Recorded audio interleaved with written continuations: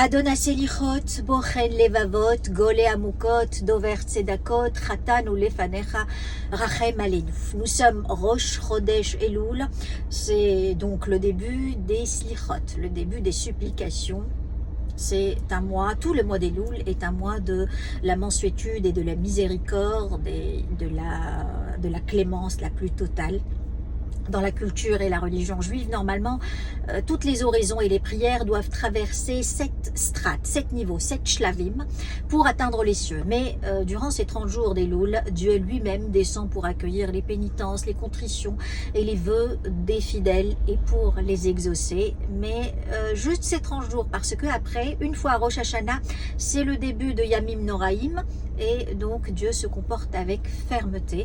Le sort de l'humanité fixé à Rosh Hashanah et confirmé le jour de Yom Kippour. Mais là, c'est la magnanimité la plus totale. Melech Yoshev al Kisei Rachamim umitnaeg b'chasidut. Melik, le roi Hachem, s'assoit sur le trône de la Rachamim, Rahma, la miséricorde, et se comporte avec bonté. Et Amerachem ou Yerachem Aleinu ke Yerachem Av al Banim kama yarham Ab Abna'ahu. Vous voyez la grande ressemblance avec l'arabe, une ressemblance incroyable. Donc il pardonne à ses enfants, aux fidèles, comme pardonne un père à ses enfants. Av al Banim.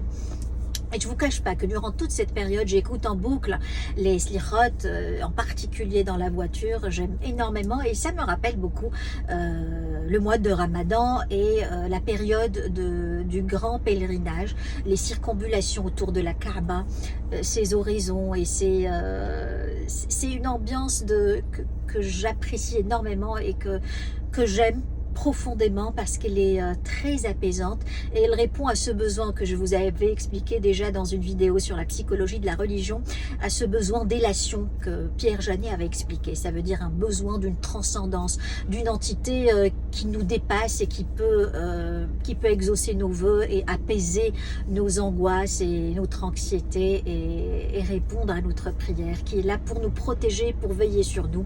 C'est le sentiment lumineux, comme l'appelle Jung, et qu'il a très très bien expliqué, le sentiment lumineux, ce besoin d'une entité supérieure, protectrice, d'un Père éternel, comme dit Freud.